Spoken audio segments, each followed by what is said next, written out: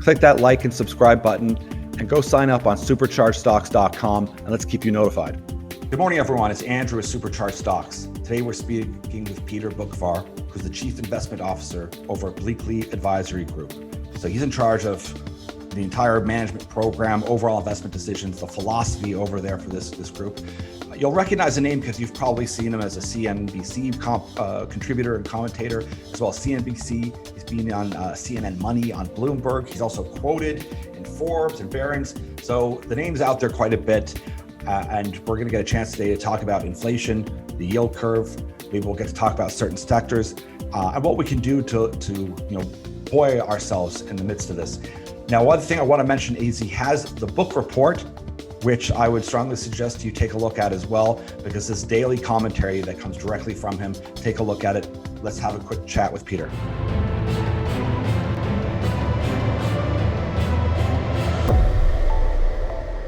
Good morning, Peter. Thanks so much for joining us. How's your day going? Good. I appreciate you having me on. Well, we appreciate you taking some time. It's certainly a very interesting time in the world. It's very chaotic. And I think that leads us right into the big topic today that's on everyone's mind, which is inflation. Yes, I think for a variety of reasons, that's the main macro story for both for investors, for businesses that are having to deal with it, both on the cost side and what they can pass through to consumers, and the consumers that are having to pay higher prices for things. And right now, it's in a variety of goods. I say goods because I separate that right now from services. For decades, most of the inflation we've seen has been on the services side. Higher rents, higher healthcare, higher insurance costs for homes, motor vehicles, higher tuition.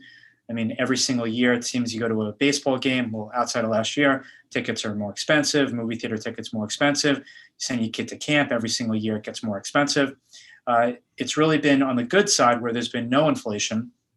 In fact, the average inflation rate for goods, ex food and energy over the past 20 years is actually zero, which is actually true price stability, which makes sense, as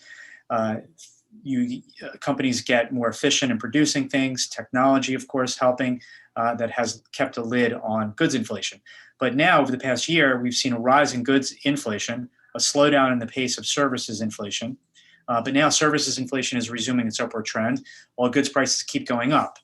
And the goods side, it's been commodity prices that are up sharply, transportation costs that are up sharply. And I say transportation because every single thing that is made in the world eventually ends up on a plane, a ship, a truck, or a railroad, and getting from point A to point B. And then with a lot of supply chain challenges and disruptions and clogging up of supply networks, that is also leading to higher prices for essentially everything that is made. And that's why we're seeing a combination now of, as I said, of services and goods inflation that is affecting all parts of the economy, to the point where parts of the economy are actually slowing down from it. If you're an auto producer, you can't find enough semiconductors, and you're literally shutting down assembly plants until you get more semis. So right there is a stagflationary type instance that we just have to hope that it doesn't broaden out, and that hopefully these supply chains can sort of catch up.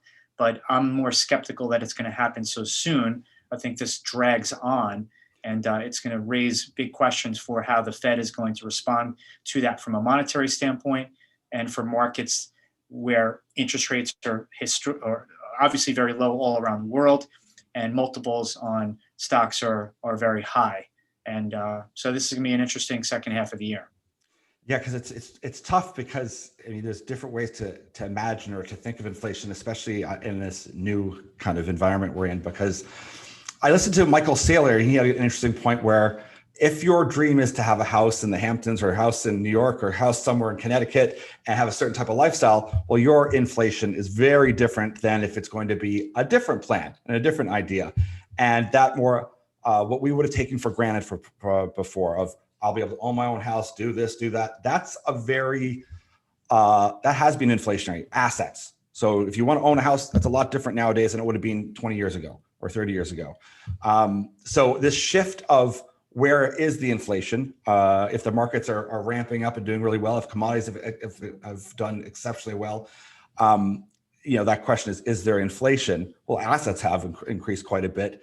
And now, are you participating in those assets or not? I guess that's a big question for people too. Sure. I mean, what we've seen since the Fed started quantitative easing in 2008, at least in the U.S., we know we have QE is now a global phenomenon, particularly over the last 10 plus years, is that it was monetary inflation. It was the expansion of central bank balance sheets. The question is where was that monetary inflation going to show up in other parts? And from 2008 until 2020, it showed up in asset price inflation. And then in 2021, you had asset price inflation in some parts of the market and obviously deflation in others that were impacted negatively by COVID. But now we're seeing that monetary inflation showing up in consumer price inflation, combination of the factors that I mentioned that are egged on by fiscal policy that is really causing what the definition of inflation is, and that's too much money chasing too few goods. I mean, we've thrown so much money into this economy, both from a monetary and now fiscal standpoint, and the supply side of the economy in a variety of different areas just can't deliver enough. And this inflation is here. It's not a question, it's a fact. And the only question is, how long does it last? And as I said earlier, how do central banks respond to it? Yes, it's eventually that story of when does we have to pay the piper? Because there's more coming as well. I mean, there's the Wall Street Journal article, and I think it was Stephen Druckenmiller that said the Fed is playing with fire. They were talking about asset bubbles increasing and whatnot, and that once the second shot is in, there's a further expansion of money being thrown into the system as well. And I saw one interview with you where you were expressing your concern, saying, listen, naturally, this is going to be passed along down to retail users of goods. And when that does, and it's happening already, that's going to have a significant impact on daily lives. Yes, particularly for the lower wage earner. The lower wage earner that's living paycheck to paycheck, where every penny counts, going to the supermarket and having to pay more for garbage bags or tinfoil, or more for their cereal, that matters. And that's why I've always had a problem with central banks' desire for this 2% inflation rate. It's basically saying we're going to take 2% of your purchasing power away from you every single year. And for a higher end worker and earner, well, that is less relevant. If you have to pay $2 for tinfoil instead of $1.50, it's not a big deal. But as I said, for the low wage earner, that is more of a big deal. Inflation is a tax. And for the Fed to come out and say, we want to tax you 2% every year of your earnings is upside down. That's why I've been a big critic of the Fed and other central banks, because I think they're fighting a boogeyman that doesn't exist. But now we're in a situation, and I've said this for a while, that be careful of what you wish for, central bankers. And now they're getting the inflation that they've wanted. But I think it's going to now overwhelm them, because not only is it negative for consumer spending, but it's also negative for profit margins, and it's hugely disruptive to the world's bond markets. The world's bond markets, when you have negative interest rates, particularly in Europe, it's the epitome of a bubble. When you've turned an asset into a liability, and the only way you make money is to sell it to some other fool because it doesn't earn you anything, it's actually penalizing you. So we have this epic bond bubble around the world, and now we have inflation, and it's a bad combination. And that's why I'm worried about it. And I think the Fed is making a big mistake by waiting as long as they will to try to rein this in. And I know often it's the retail investor, and there's a lot of exuberance right now. There's a lot of young people that are excited about the market, maybe for the wrong reasons. And they're treating it like a casino. And I always try to talk to them to reel them back in a bit without giving away the secrets or specific, strategies. What is something someone could do in order to, if they believe this thesis and they agree with you and they say, yes, I see this happening, what someone could do to be a bit more defensive and to align themselves with some knowledge moving forward? And where should they look? Well, the first thing is try to be if you're investing, be investing in things that will actually benefit from a rise in inflation. And that is commodity stocks, could be energy stocks, agriculture stocks, industrial metals like copper stocks, gold and silver, which I happen to be very bullish on. Those are beneficiaries of a general rise in prices. Then also parts of the market that are inexpensive. We've seen this tremendous dichotomy between technology and growth stocks over the past 10 years relative to non-tech stocks, considered value stocks, to the point where the spread between the two was the widest or even greater than year 2000. So while we're seeing a pullback in many tech and growth stocks because they just got too expensive, I think that rotation into value is going to continue for a few years to come.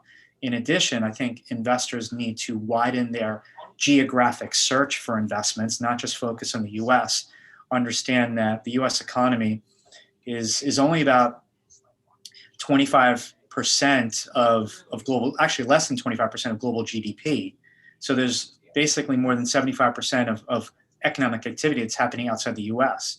So don't be afraid to look at stocks in Europe. I'm particularly bullish on Asia. I think Asia is the most exciting growth story over the next 10 years. And I'd be looking at those markets there as well. Wonderful. Well, thank you so much for your time. Everyone knows that I'm a big fan of gold, silver, and mining in general. I think that sector, the commodity sector, is looking very strong. But what we really wanted was you to help educate some of our generalist investors and people that are looking at the market right now, and to give them some of your insights. And I really appreciate you taking some time to do that. Of course, I appreciate having me on. Thanks so much, Peter. Have a great day. All right, thanks, you too. Click that like and subscribe button and go sign up on superchargedstocks.com, and let's keep you notified.